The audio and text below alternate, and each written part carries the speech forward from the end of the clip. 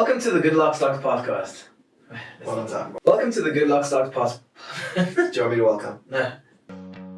Welcome to the GoodLocksDocs podcast, where hair restoration surgeons and brothers Dr. Asi Peretz and Dr. Eric Peretz discuss the latest advances in hair transplantation, share their personal experiences, and take a no-holds-barred look into the good, the bad, and the ugly of hair transplantation. Welcome to the GoodLocksDocs podcast, where my brother and I talk about... Pretty much everything, but mainly hair transplantation. Yeah. I'm Dr. Asi Peretz. I'm Dr. Eric Peretz. Today, I think let's kick off with a question we get asked the most currently. Yeah. Let me give some background. We moved, so we're operating in Turkey. Yeah. And so people ask us, should I get my hair transplant done in Turkey? Yeah, I guess Turkey is worldwide known as the hair transplant capital of the world, I guess. And I think to start off, I must say that my first answer is always, yes, you should. Yeah, you should. Turkey's great. I think there's a good side of it. There's a not so good side of it, and maybe let's start off with the good.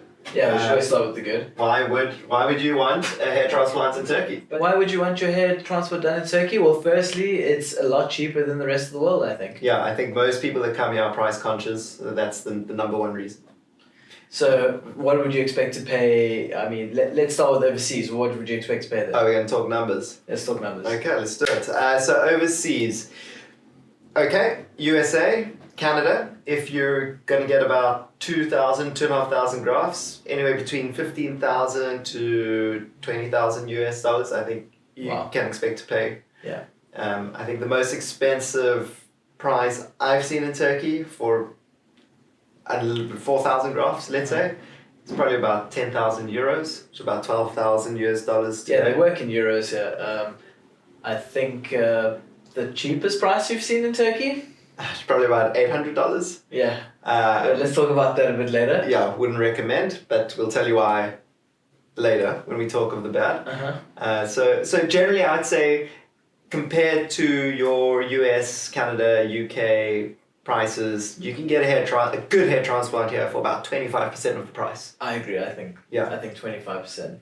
Yeah. So that would be... I think that's the question in everyone's mind, right? Like, Turkey is an amazing place, but to leave your home, the comfort of your own home, to go somewhere, I think you'd need some good reason. Yeah. And the price is probably the best reason. Yeah. Besides for the price, however... It's probably, so it's also probably one of the only places in the world that you can have a hair transplantation and literally walk around and enjoy your vacation for the rest of the week with your hair transplant bandage and maybe a little bit of oozing blood like trickling down, and no one will bat an eye. Yeah, no one cares. No one cares. We see people walking around like that all the time. And not only that, right? There's people walking around with nose job bandages. Yeah. Which leads me to another point. Is bruised raccoon eyes and... Leads me to another point though, is that Turkey is the place for medical tourism. They are geared to bring patients from overseas and give you a 5-star experience for way less than you'd pay. And they actually have robust healthcare facilities here. Oh, yeah, absolutely. So I was shocked when we first came here. Yeah. I mean, the hospitals that we've worked at have been phenomenal. Yeah, I think it's all first world and a lot of private healthcare here, and so that's very good. What else would you say is a pro? Well, I think the biggest pro for me as a hair transplant surgeon is the fact that the skill of labor here is beyond anything you'd be able to get 100% overseas. Yes, so what we call technicians, and these are people who are extremely skilled with their hands, because hair transplantation is a procedure that requires a lot of manual dexterity, right? It takes years and years of practice. I mean, the first time I tried to implant a hair, it literally took me 3 to 5 minutes just to get it in. Just one, and you'll be doing thousands. Yeah, I mean, they can go, they're like little robots. Yeah, so you need people who have these skills, and they are abundant here in Turkey. Yeah, and so that actually decreases the time in which you can do an operation, which is better for the patient. And better for the outcome. And better for the because you don't want when you extract grafts, these individual follicles from the sides of the head, and you don't want them sitting out the body for too long. No, you want it back in the scalp where its home is, Yes. and where it can get blood. Yeah, 100%. So having this skilled labor really helps us minimize our operative times. Look, I know traditionally overseas, they're doing 3,000 grafts over 2 days, Yes. 16-hour operations. Yes. Whereas in Turkey right now, you could probably do that in about 6 to 8 hours. Yeah, I agree. Which is amazing, right? Yeah. The patient doesn't want to sit in a bed for 2 days getting his head cut open. Yeah, and it's Right. just it's a tough day's work, going 2 days in a row, I think. Well, that's for us, yeah. But for the patient, Yeah, no, even for the patient. I'm talking about for the Yeah, patient. absolutely. Yeah, to go to, I mean, it's work, man. You got to lie in that bed for long. You got, general local anesthetic injected. it's definitely not comfortable. I wouldn't like to do it. 100%. You want to be operated on In and and then out. go recover. Yeah, That's in it. and out. Back to my hotel. Yeah. Thank you very much. 100%. And at least here you can go to your 5-star hotel where everyone's going to pamper you. Yeah. And you don't have to go home to make sure you have to change your sheets because you got a bit of oozing blood on it. Yeah. So it's actually quite a lot more comfortable to come here. Yeah. I would think so. I think getting a little vacation, coming down to Turkey, getting a hair transplant done by the right person. Yeah, I think that also depends on the person. Some people might prefer the comfort of their own home. Some people might prefer being pampered elsewhere. Yeah. But I think I would prefer just a hotel. Yeah. Especially when everything's geared for you, right? They do everything for you. Yeah. So I think also, talking about these technicians, I think that could also lead us down the road let's go of to the bad. yeah. The bad, okay. So in Turkey, you don't have to be a physician to perform a hair transplant surgery. We've seen ambulance drivers do hair transplant procedures. Yeah, there's very little regulation when it comes to a lot of things here, but hair transplantations is one of them. I think legally you can be a nurse or a medical technician, stands to be corrected, Yes. but I think those two Yes. things, legally you can perform hair transplantation. There's many illegal personnel that are performing these surgeries as well. Yeah. Because there's so many of these technicians, it actually, I think, has led to making the doctors a little bit more lazy. And so, Yeah. a lot of places have doctors just as the face of the operation, where you come in, you see the doctor, and then they put you in the bed, and then the technicians do everything. Yes. And So the doctor can do 20 patients in a day. Yeah. But You're being done 100% by technicians. Yeah. I think if you're paying anything less than, what, 2,000 US? 2,500 I think US? 2,500 US, if you're paying anything less than 2,500 US, You're not being there's done by almost no ways the doctor's even touching you. Yeah. At the end of the day, it is a surgical procedure, and there's a lot of things that you need to take into account when doing these things. And I think one of them are just use of local anesthetics, use of adrenaline, right? Mm-hmm. So if you don't know what you're doing with that, you can really cause some damage. Absolutely. Yeah.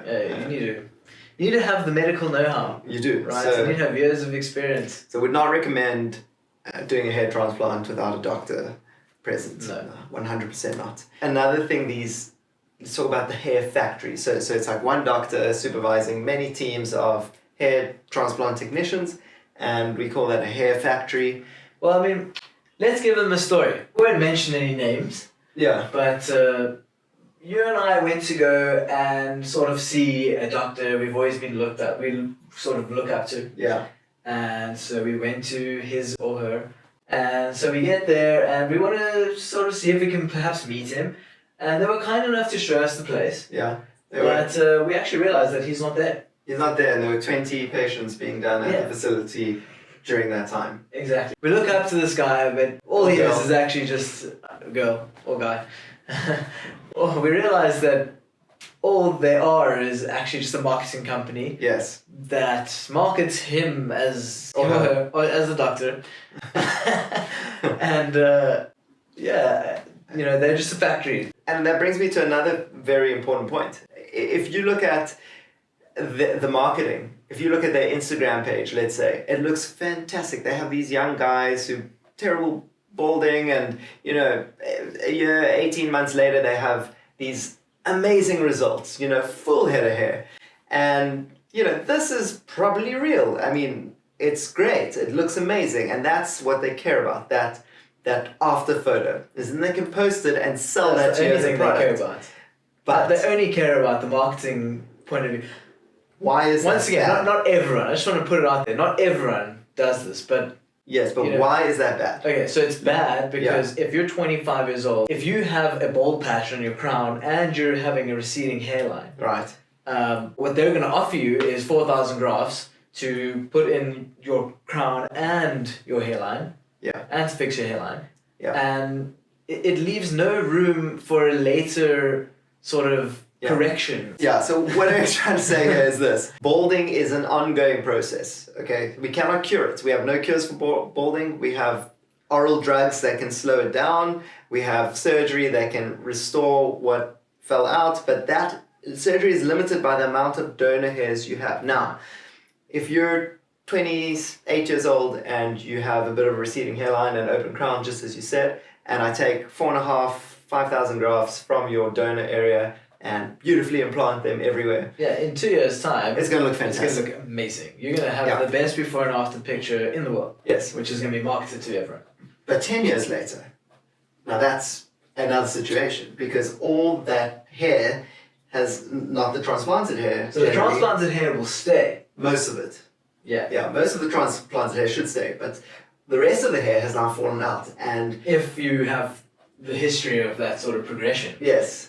Which most people probably do, and now you're left with a head that doesn't look too hot. No, you've sort of got tufts of hair on the front and in the crown. Because your surgeon hasn't future-proofed you, what we call, right? Yeah. And I think that takes a lot of experience and a lot of medical knowledge. I think it takes experience, takes a lot of knowledge, but also you have to speak to your patients. You have to make them understand that this is an ongoing thing. Yes. What people don't understand is that you might actually need 2 or 3 operations in your life. Yeah.